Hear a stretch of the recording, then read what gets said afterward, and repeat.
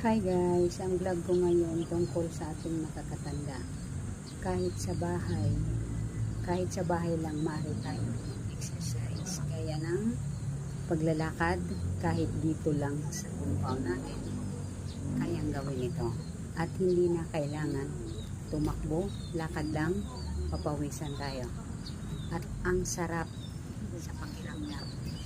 Gawin niyo dahil ako ginagawa ko ito. Nagbalik ka dyan para